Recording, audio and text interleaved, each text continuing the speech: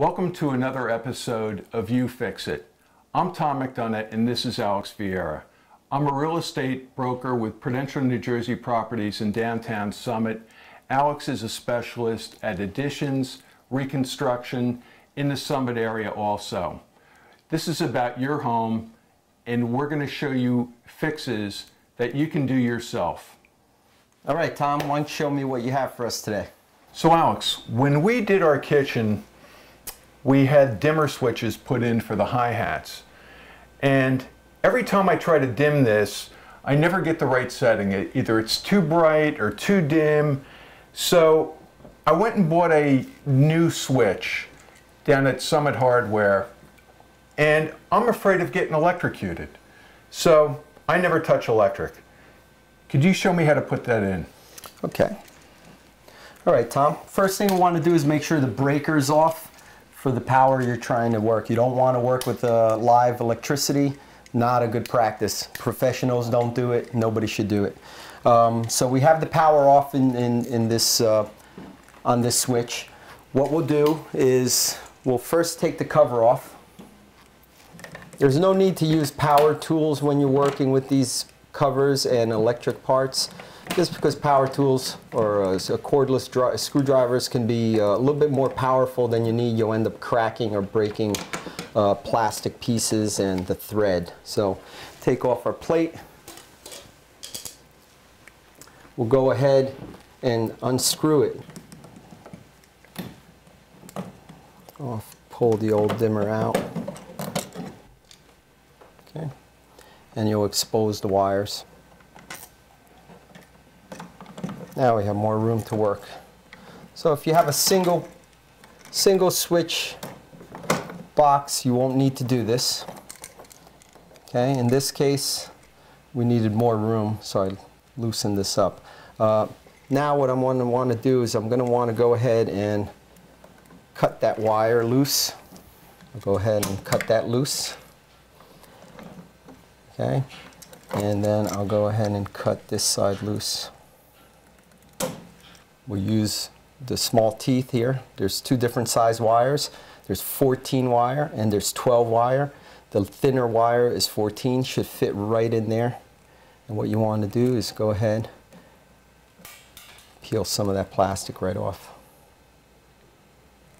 Same thing here, clip it, peel the plastic off. Now I know from experience that this is my feed, so the power is coming up through this wire, and the reason why is because it's also feeding this other switch.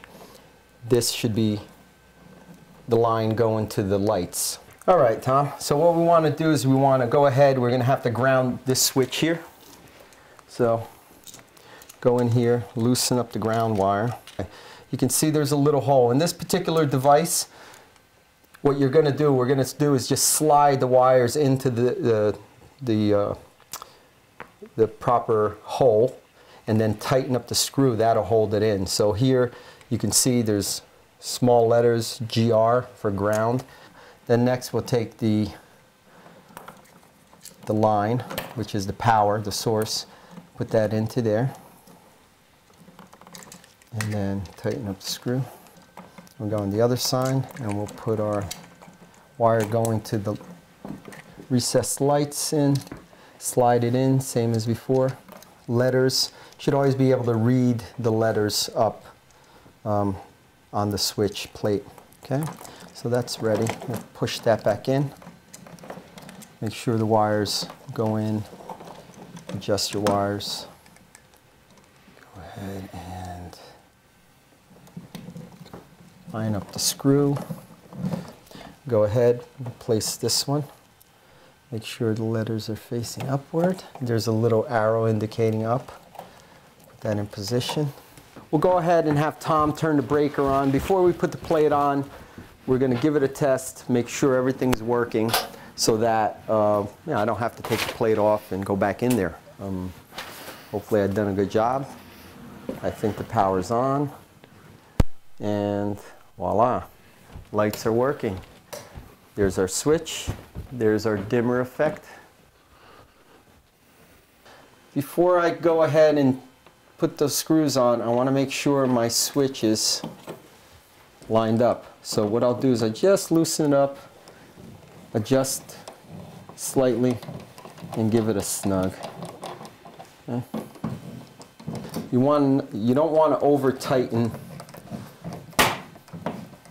this plate. It doesn't need to. Just snug it up when you feel it tightening up. Stop turning because you will crack it. Replace the button. And now the fan works also. There you go, Tom. Okay, Tom. Just before I leave, I just wanted to let you know what kind of tools you want to have around for electric work. You really, if you own a home and you're having electric problems, or if you're going to try to fix something yourself, you want to have a tester. This basic tester here is a real nice gadget I just picked up.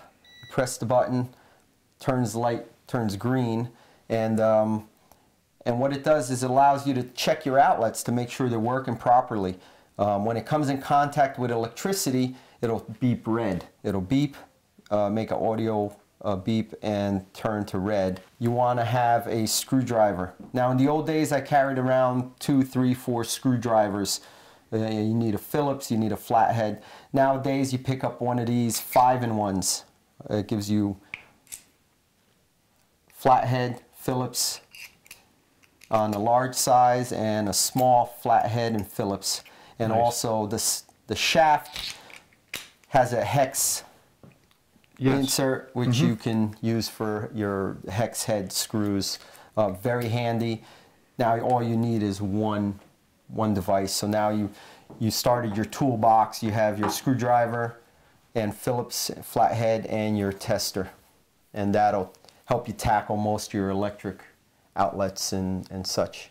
Wonderful. All right. Thanks for joining us today on You Fix It.